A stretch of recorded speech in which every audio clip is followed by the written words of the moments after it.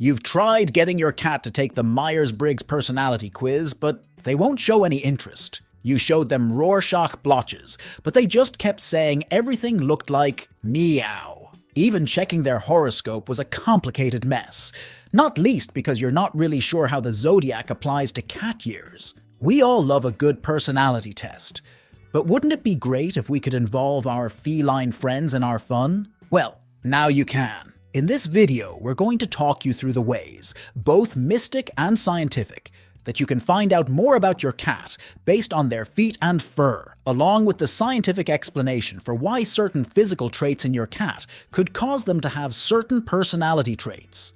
Soon, you too can become a kitty clairvoyant and impress your friends and your cats with your insights into pussycat personalities. But before we dive in, why not subscribe to our channel and join our feline-loving community for more insight into the world of cats and their humans? Mystic beans.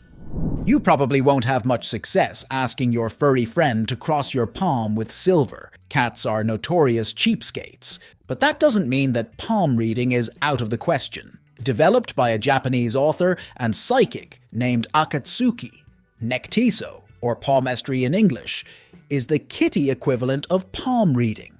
Pawmestry divides our kitty's middle paw pads into 5 different shapes, with 5 different personality types attached. Heart-shaped pads. If your cat's middle pad has a divot in the top, like the divot in the top of a love heart, then your kitty is likely a cuddlebug. Heart paw cats are Epicurean in nature, fond of pets and hugs, but also food. Rounded pads.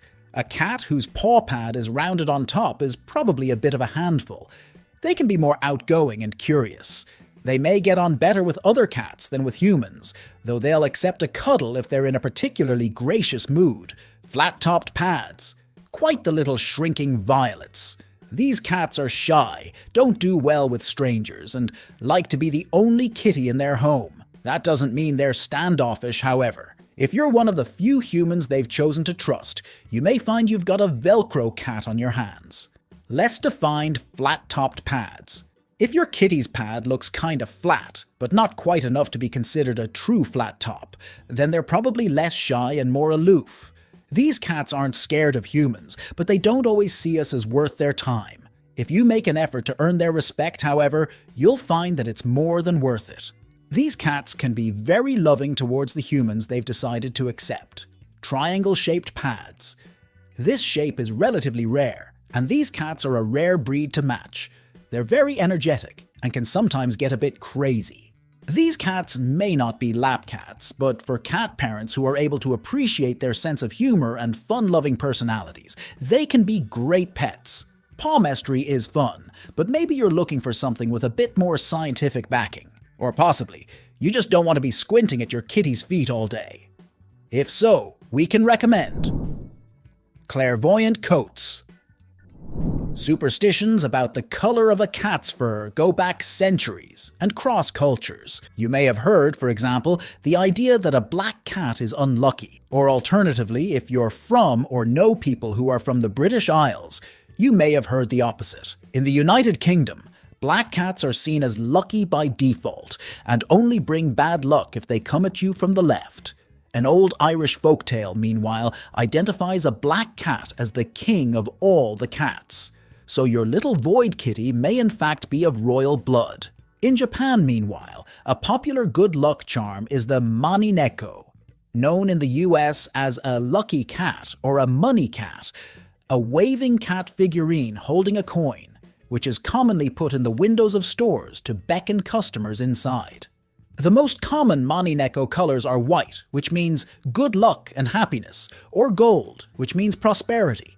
But those aren't the only colors available. A pink Neko promises a happy marriage, while a green one can be used to bring good health and success in academics. A red one offers security for the home or workplace, while a black one shoos away evil spirits. Aside from superstition, however, there is some evidence to suggest that a cat's coat color has significance beyond making them look pretty. Specifically, there are signs that it can correlate with their personality. In a 2022 study, researchers surveyed over 200 cat owners about their cats' personalities. They found that cats with tabby coats were more likely to be described as active and confident, while black cats were friendly and loving. Grey cats, with no tabby markings, were reported as being shy and aloof, while orange cats, in spite of all the memes about them being dumb, were the easiest to train. Calicos were most likely to be described as stubborn, while their tortoiseshell sisters were considered tolerant and easygoing. Despite this, however, an earlier study in 2016 that focused specifically on feline aggression found that cats with multicolored coats, including tortoiseshells, calicos, tuxedo cats, and others, were more likely to swat and scratch when interacting with humans compared to cats with solid-colored coats. So maybe those torties are only tolerant until they're pushed. There is a possibility that this is all just confirmation bias. The human brain is a pattern-recognizing machine and sometimes sees connections that aren't really there. Possibly, if a person goes into a relationship with their pet, expecting certain behaviors and personality traits based on their cat's fur color, they will see those behaviors and personality traits regardless of whether they're actually there or not. In fact, these expectations could even impact how a cat parent interacts with their cat, enough to cause the cat to behave differently to how they otherwise would. For example, a cat parent who expects their cat to be playful may subconsciously make more of an effort to play with them. However, it's also possible that your cat's fur color really does have some relation to their temperament. The science.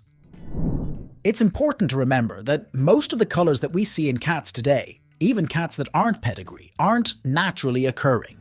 In the wild, the ancestors of domestic cats would have had just one color, with little variation.